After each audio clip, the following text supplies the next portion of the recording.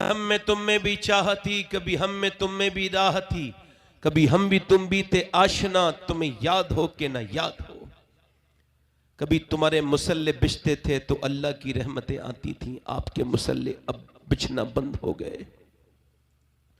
सजदों की जगह ताबीजों ने लेना शुरू कर दी है। अब कौम सजदों को भूल गई।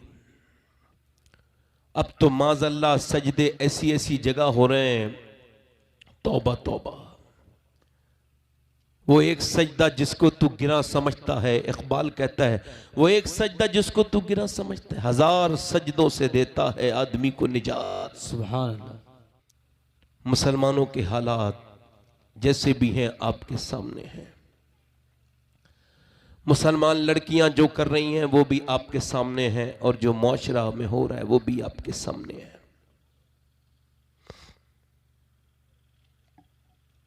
शर्म नबी खौफ खुदा ये भी नहीं वो भी नहीं।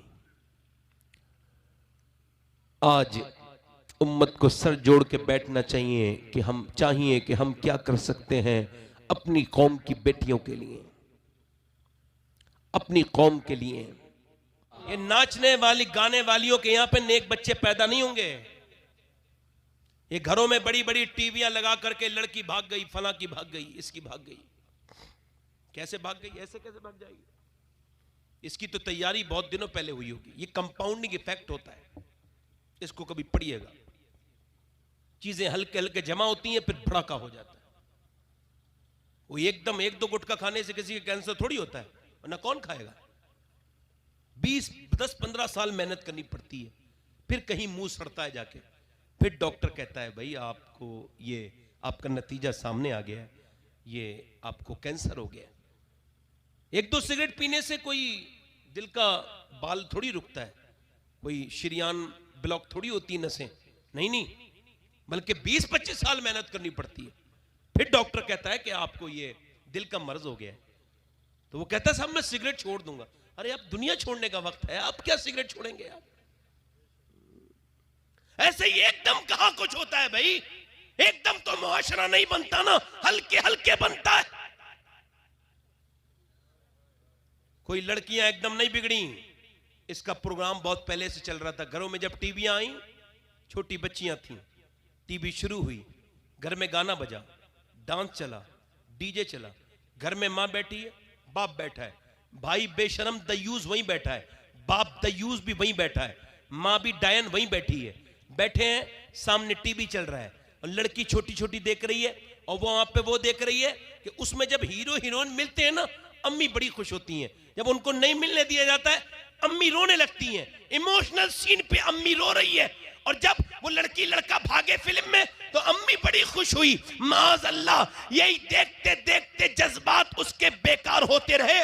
वो ये समझी कि ये अच्छा काम है, उसने वही काम फिर प्रैक्टिकल करके दिखा दिया, वही काम उसने बाहर निकल के दिखा दिया। तो इसमें हैरत नहीं होनी चाहिए। वो माँ जो टीवी के सामने बैठ के रोती थी, अगर वही माँ मुसल्ले पे अल्लाह के सामने रोती तो बेटी नाक न कटवाती, बल्कि सर फक्र से बुलंद। सुभान अल्लाह, सुभान अल्लाह, हक है, हक है।